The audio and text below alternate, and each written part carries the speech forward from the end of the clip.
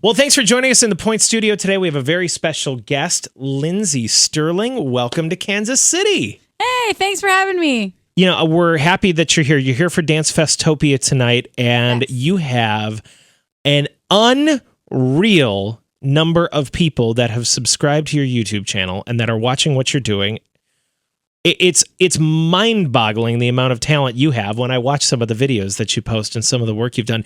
But for those that don't know you, your background is with the violin. Yes, I am a dancing violinist is probably the best way I can sum up what I do, I think. Dancing violinist, EDM star, and rock star, but we'll get into that in just a second or two. Your song Shatter Me has been out with Lizzie Hale, and you have gotten a bunch of people talking, and it's a different type of what I would call, rock music with this classical influence. I want to learn a little bit about how you got into what you're doing with that today, but tell us your kind of backstory growing up. I mean, you picked up the violin as a kid, and the rest is history. I guess so. I mean, the same way that this is the way I describe it the best. The same way kids look up to Taylor Swift and they want to, get a little guitar and be Taylor Swift. Mm-hmm. My parents used to take me to orchestra concerts. And so that was my version of a rock star. I was like, oh my gosh, I have to get one of those wooden things.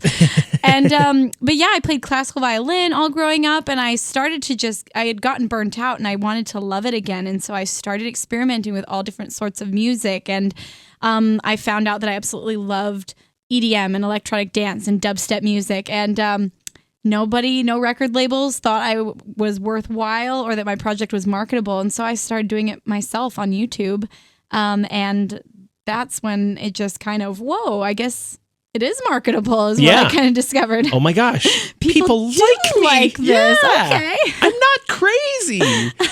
No, and you had the experience in America's Got Talent as well. Tell us a little bit about that, how it went the first time around. It wasn't as positive, and then it kind of warmed up. And tell us a little bit about that. Yeah. The first time I went on America's Got Talent was I knew this was my big break. This was my chance to finally be understood and to be discovered. And so I went on the show and I made it to the quarterfinals.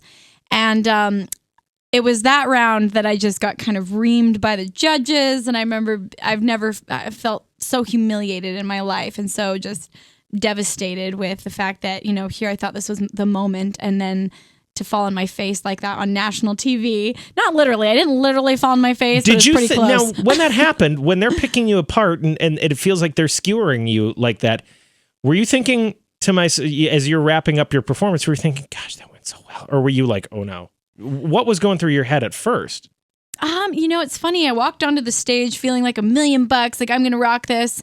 Definitely wasn't my best performance. I mean, the whole dancing violin thing was a new skill, and I definitely wasn't perfect at it yet, but I got an X in the middle of my performance. So I knew it wasn't going well. I mean, as the song ended, I was like, oh no, I don't want to hear what they have to say. Oh gosh. But yeah, so that was kind of a trying moment. I remember really kind of looking inward and thinking, do I have what it takes? Do I want to keep going with this? That was humiliating. I don't think I ever want to get on a stage again.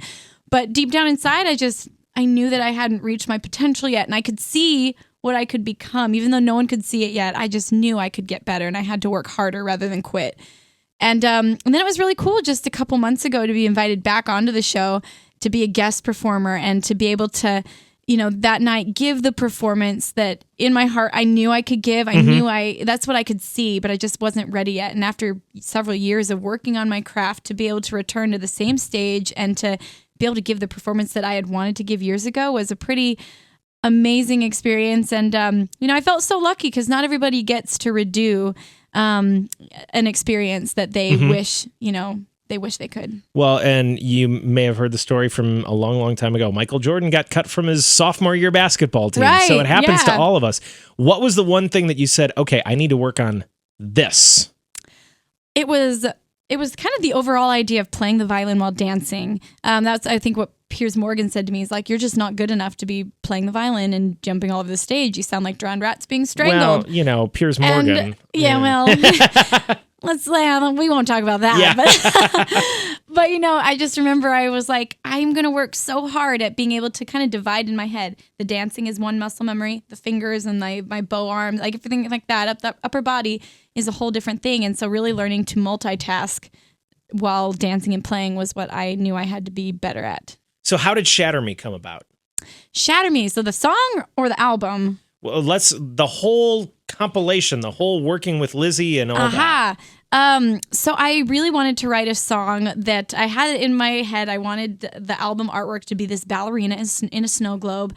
And I wanted the song to be about kind of the ballerina personifies or is a metaphor, I guess, for my experience of learning to break free from the things that held me captive. And basically it was myself. And not just Piers Morgan. He was a big part of it. It was me and Piers Morgan holding myself in. But yeah, I wanted it to sound like an electronic version of a music box. Mm-hmm. But at the same time, most EDM songs have a very ethereal sounding, girl singing on it. And I wanted a rock chick. I wanted someone like Amy Lee from Evanescence. That's like my favorite band ever. Mm-hmm. I wanted someone like Hayley Williams. And then I discovered Lizzie's music, and I knew that she was perfect. And I was so excited when she, loved the song, and it was cool. We'd never heard of each other before this project, before like I was introduced to her music, and now we're just big fans of what each other does. We're both girls in the music industry, like making it our own, and she was absolutely perfect for the project. Well, that's pretty cool. And so when you first got together in the studio, did you have to explain to her, here's what I'm going for? Dancing, violinist, EDM, rock. Like, did she understand the vision right away? Because now that you hear it, it's like, holy cow, this is this amazing song with this amazing orchestral background to it. But at first, I could see someone going, what now? Right. Well, it was the song was actually done by the time Lizzie came in on it. She came to the studio to sing it. But I remember it was when I was working with the producer on it that it was like, he's kind of nodding his head like, okay. I'm like, I want to start like a music box. And then it gets really intense. And I want to have a rock vocalist sing on it. And he's just like, you're crazy. But it was really cool to watch it, like to be there and like kind of guide the process as it all came together. And like, and then, I get it, Yeah. But I actually wrote another version of the song that it didn't work like that. And it wasn't right. And so I started from scratch, went to another producer and, found the magic the second time around. It's funny, and you hear about, we used the Michael Jordan example in basketball, but there are so many artists that have that experience where they write a song or they think they've got it and then they don't.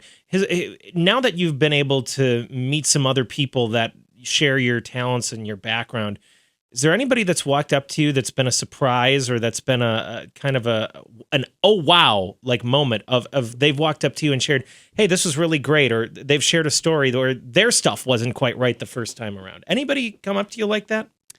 Ooh, I think, like you said, every single artist goes through that. Like, and I think a lot of times you think that the great writers are the people, they just write hit after hit after hit, and they do. But it's also because they get through all the terrible songs first. And I mean, I think that's kind of every single artist's story. And I love to tell when people ask, "What's your best advice for an upcoming musician or anybody?" I think it's that you have to be able to rise from the failures is what makes a successful person, because everybody's going to have mishaps. They're going to fall down. And it's, the people that continuously pick themselves up that are the ones that are going to find their voice, make it, whatever you want to call it.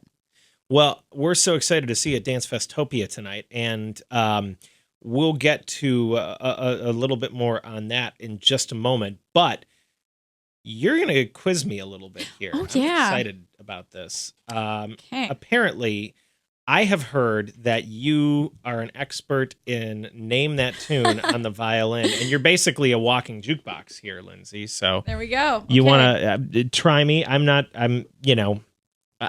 My goal. Let's do 3. Can we do 3? Okay. And let's see how I do. Okay, let's give it a whirl. All right, this is a popular one right now on the radio. Okay. I'm going to give you a hint.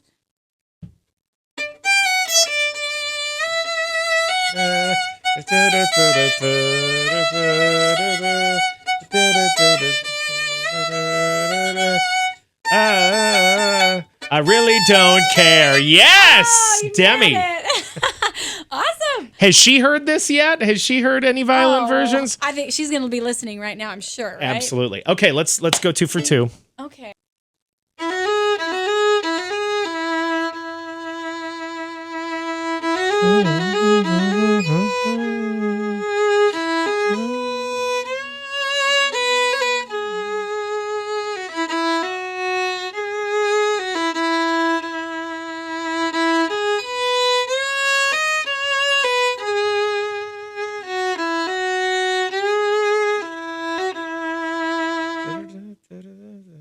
Yeah, you know it.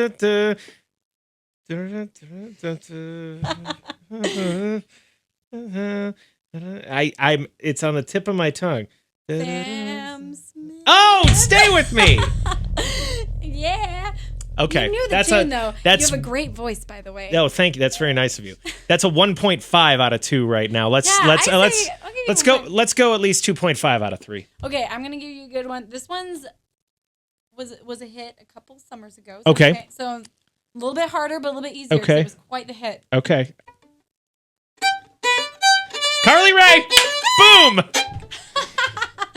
There we go. So I wanted to end on a good note here. Thank you for helping me That redeem middle one my. that was a tricky one. That was good though. I liked it. It was excellent. Curveball. Well, we're excited to see you at Dance Festopia tonight. For those that are coming out to check out the performance, it's a little cooler than we probably would have anticipated. Yeah, you've got the look I've got going my on. Sweater. Yeah. But the dancing violining shall commence. It will happen. Definitely. Well, we're so excited for you and so excited for your success, and we really appreciate you coming by. Lindsey Stirling, a big point round of applause. Yay! Thank you. And we're expecting big things from you, so we're excited about all of your future, and we wish you nothing but the best. Well, thank you. I will come back and be visiting you again.